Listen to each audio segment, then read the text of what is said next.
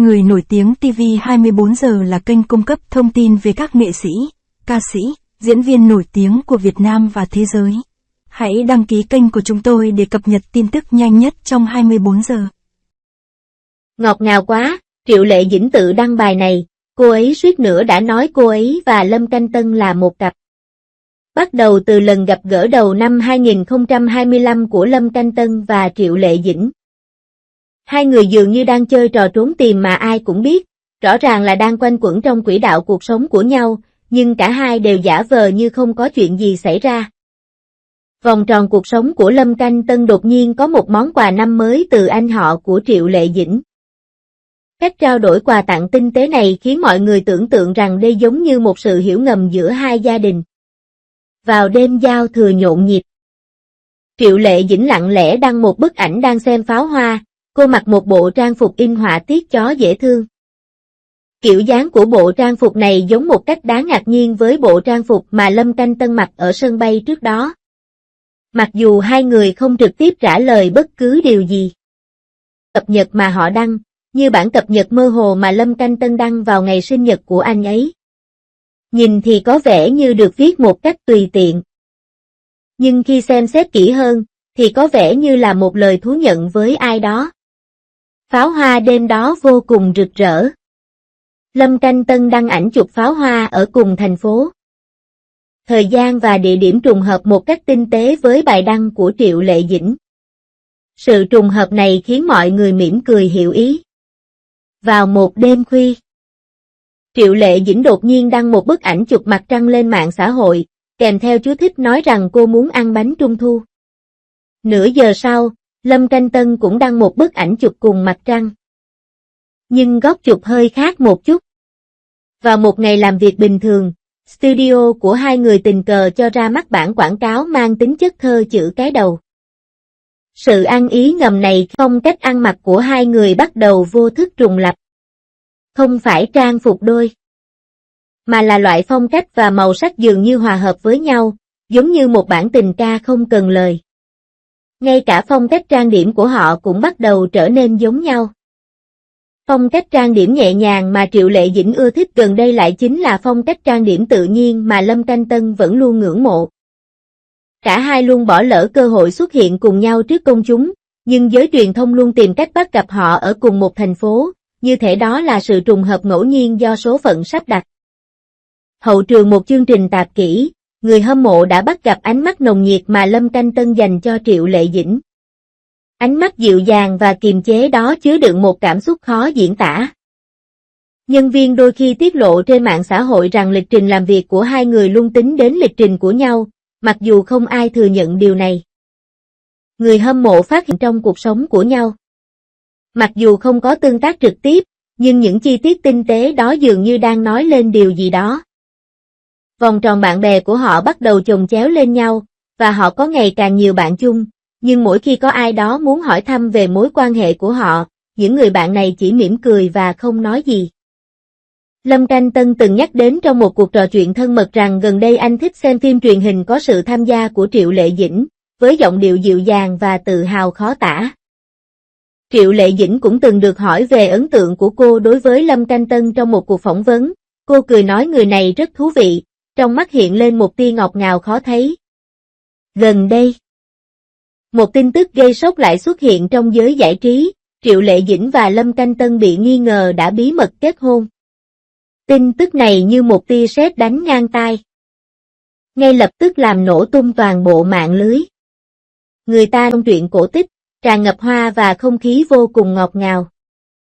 Dinh Bao trông giống như một nàng tiên trong bộ váy cưới, còn Lim Genshin thì đẹp trai vô cùng, hai người quả là một cặp đôi hoàn hảo. Tuy nhiên, tin tức này có đúng không? Chúng ta hãy cùng nhau khám phá bí ẩn này. Theo người trong cuộc, quang cảnh đám cưới của Triệu Lệ Dĩnh và Lâm Canh Tân đẹp đến ngỡ ngàng.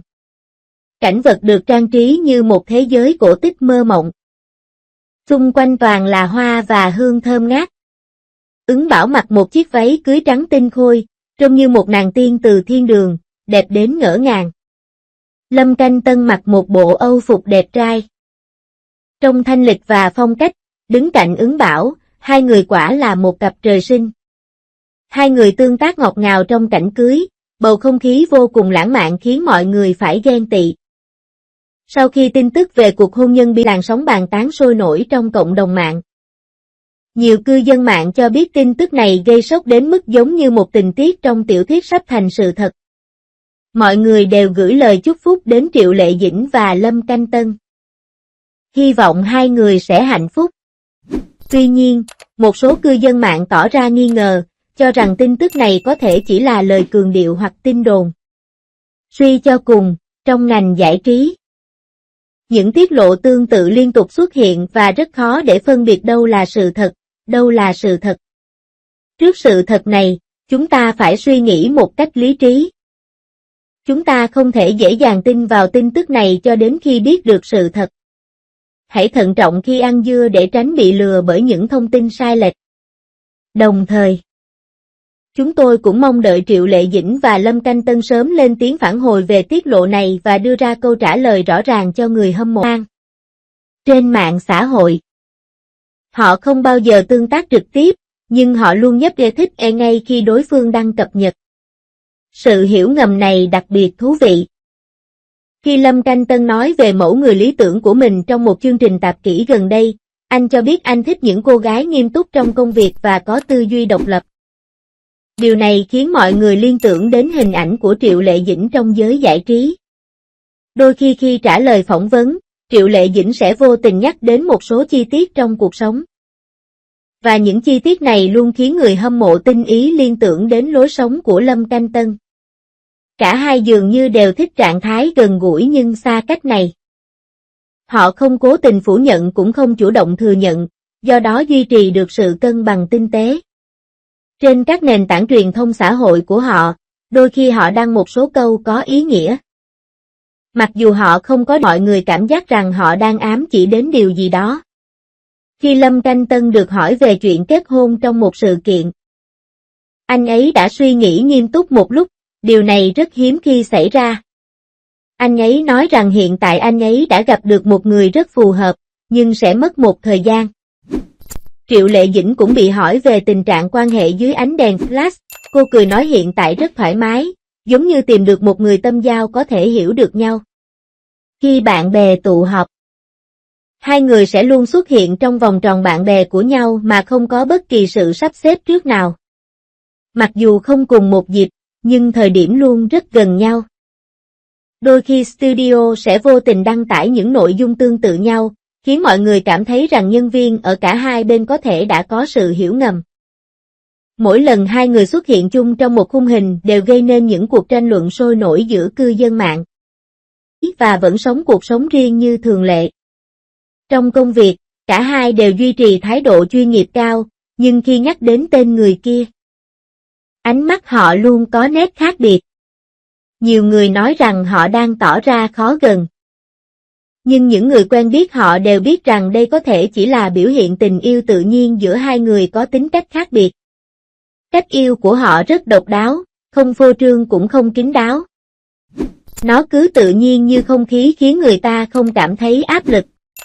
Ở một mức độ nào đó, đây có thể là cách phù hợp nhất để họ hòa hợp với nhau. Không chỉ duy trì được sự bí ẩn cần thiết mà còn không khiến đối phương cảm thấy gánh nặng. Mọi người mong đợi họ kết hôn, nhưng có vẻ như họ thích mối quan hệ tinh tế này hơn. Có lẽ đây là cách yêu của họ. Trong thời đại bùng nổ thông tin này, họ tự viết nên câu chuyện tình yêu của riêng mình. Cách yêu này khiến người ta cảm thấy đặc biệt chân thật, vì tình cảm chân thật không cần quá nhiều lời nói để chứng minh.